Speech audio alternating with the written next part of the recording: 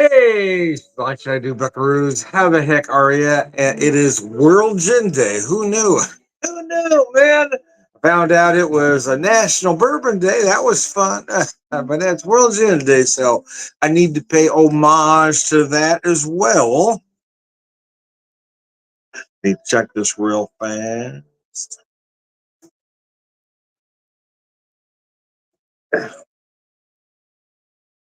Fingers aren't cooperating with me. There we go. See if this works here.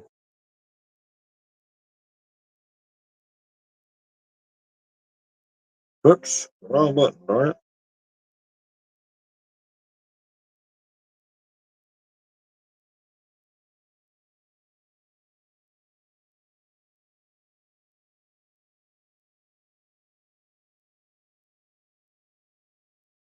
Do. I meant to turn that volume down. I forgot before I got started.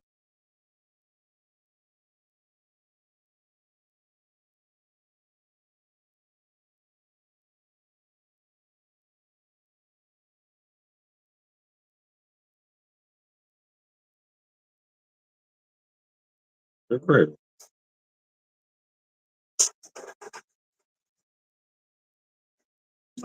Doesn't want to cooperate with me today. There we go. Let's go in that direction. What's happening with this thing? It's not doing what I want it to do anyways. So again, I'm not sure what the issue is.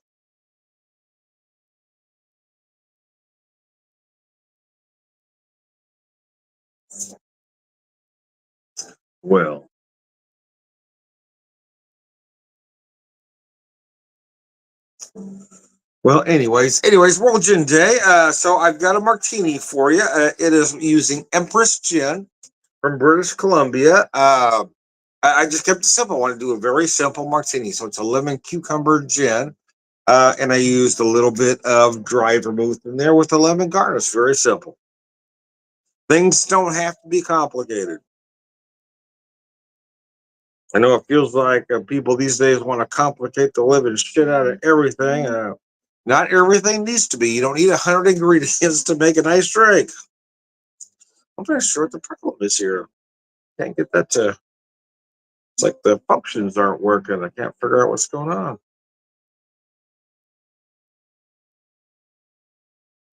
All right. Nevertheless, we're just gonna keep going. Um. So yes, let me show you that gin. It is the Empress 1908 Cucumber Lemon Gin. It is a 85 proof gin, I do believe. Let me find that here.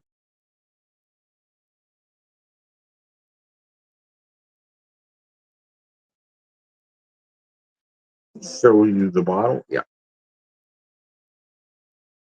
85 proof. And I've got it served in a nice coupe because I do prefer that to that standard martini glass. They're easy to drink from, and in my opinion, more elegant. If you'd like to dress it up more, feel free to. But for me, hey man, I got the gin in there, got a little dry vermouth and a lemon. I'm good. I thought about doing just a, just a twist. I said, nah, we're just gonna keep it really simple.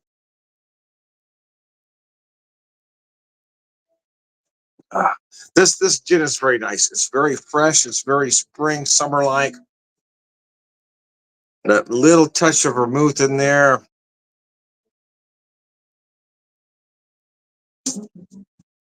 Ah, a nice, clean cocktail.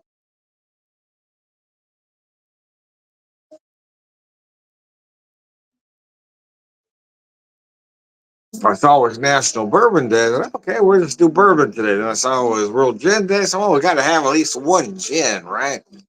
You got to have at least one, man.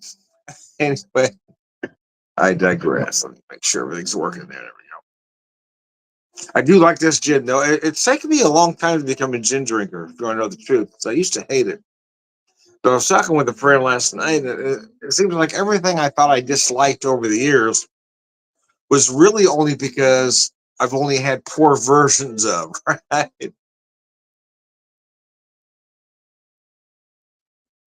Well, which one do I recommend? That's a really tough question because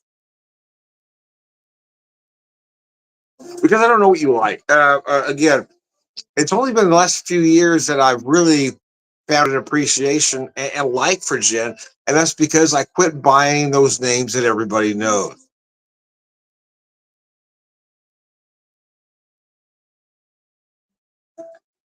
Most commercial gins are very juniper forward, which isn't necessarily wrong because you have to have a certain amount of juniper, but most smaller distillery uh, gins are better balanced and they're using better ingredients.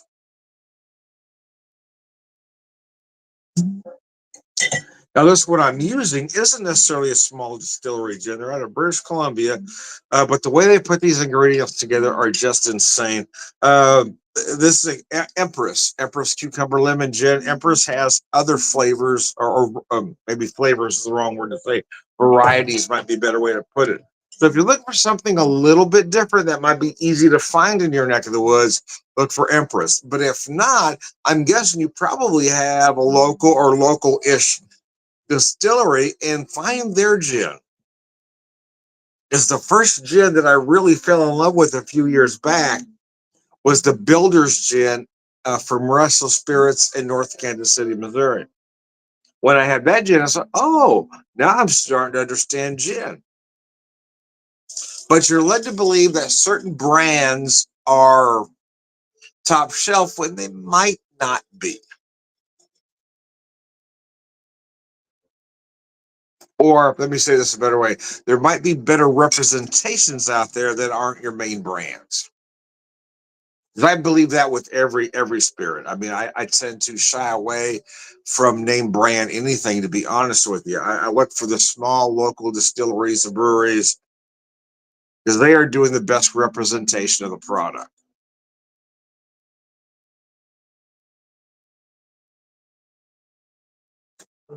Ah, slusha. That is a nice cocktail. I gotta tell you, that's tasty. So you do feel the juniper as you should in the gym, but you're also feeling other things, right? You got the lemon here, the cucumber, but there's other botanicals working. There's other herbs, spices going on here that just blend everything together so well.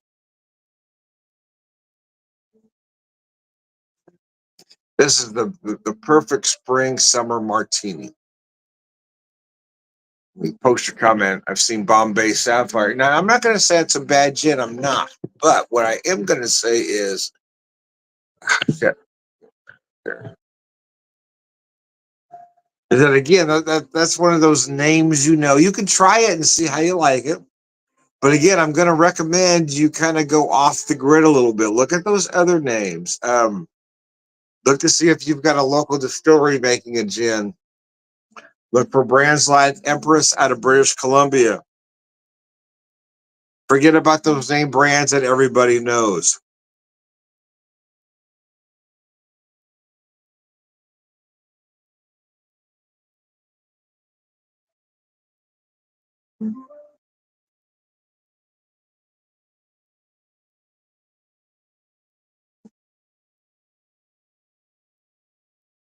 Oh, when I just make a nice cocktail, though, I got to tell you.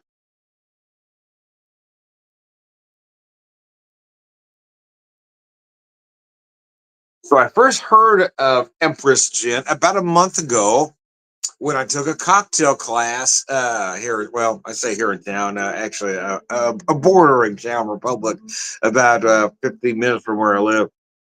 And I learned about this particular gin as well as a couple other products I was unfamiliar with. That's really broadened my horizons as a bartender.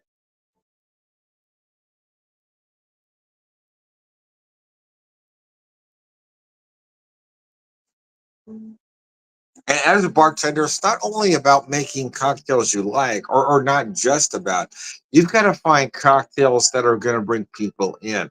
And And that's kind of where I am in my journey right now. There's certain things I like, there's certain cocktails that I like, or styles that I like. But as I'm trying to build a clientele, it's not about what I like, it's about what brings people in the door.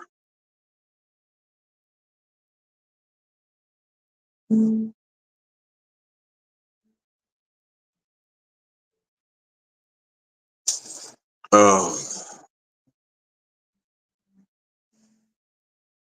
there we go. That's nice.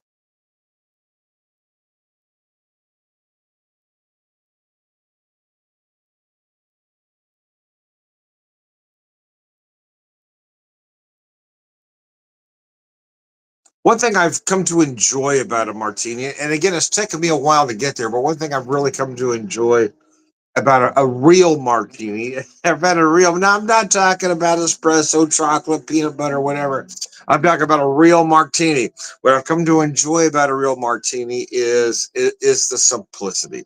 And that's why classic cocktails are the best. If you look at every classic cocktail recipe, most have three ingredients, four ingredients max. But it seems like new old bartenders think drinks ought to have five, six, seven ingredients. And I don't think you need it. But I will admit though, for me, I'm all about a spirit forward cocktail. And as I just said, it's not about me; it's about what brings people in the door. I believe that, but I still have to remain true to myself as I'm trying to develop new cocktails. It's still about. I got to tell you, I don't know that I can design something that's not a spirit forward cocktail because I don't think I can serve something I didn't believe in. And when I say spirit forward cocktail, oh, thank you. I appreciate that. I always do. You know why I always drink responsibly because I married my designated driver. But the other part of that is I'm not leaving the house today on my day off, or probably tomorrow on Father's Day. But if I do leave the house tomorrow on Father's Day, my wife will be driving. So you will never find me behind the wheel when I'm drinking, ever, ever.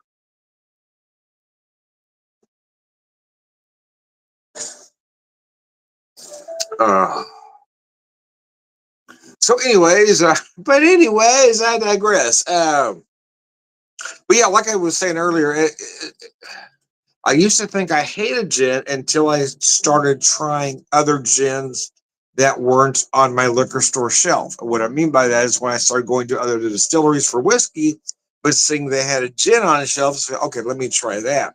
That's when I found the Builder's Gin from Russell Spirits, and I started seeing other products. Pinckney Bend gin is very nice. Um, these are somewhat well, Pinckney Bend is about 3 hours from here, but some of the products I can get. But my point is, wherever you live, I bet you have a semi or somewhat local distillery that's making a gin. Buy that product. Forget what's on the shelf. Forget about the other stuff. Forget about those names you know. Buy what's closest to local to you.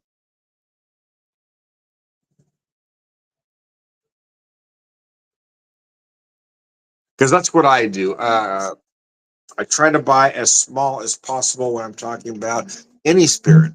In fact, right now is the most time I've ever had. Right now, I have the most commercial products on my bar cart than I have ever had because, well, a lot of folks gave me some stuff from my birthday. So I have stuff, and I'm not knocking it, and I'm not complaining. I'm sure enough going to drink it, but I am a proponent of drinking as local as humanly possible.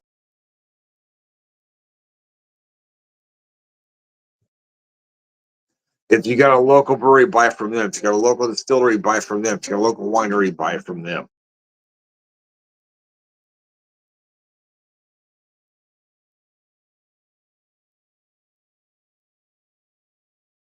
So, anyways, I digress. So happy World Gin Day. But even though this is a big brand, Empress, I am a fan out of British Columbia. This cucumber lemon gin is amazing. They do another one um, that uses the butterfly pea flowers, kind of purple. And that's pretty insane as well. But I wanted something clean. Well, that's clean too. But I mean, I wanted more close to a classic gin. Let me just say that's why I bought that lemon cucumber. So that'd make a perfect spring summer martini. So there you go.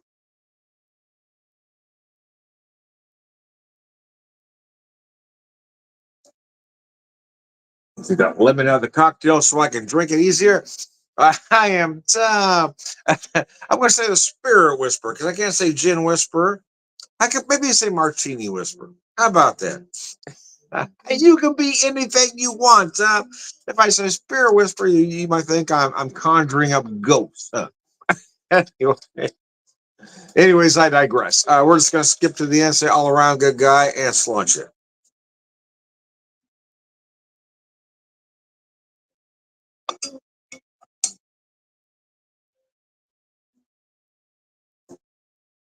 Have a good one, guys. Thanks for tuning in. I appreciate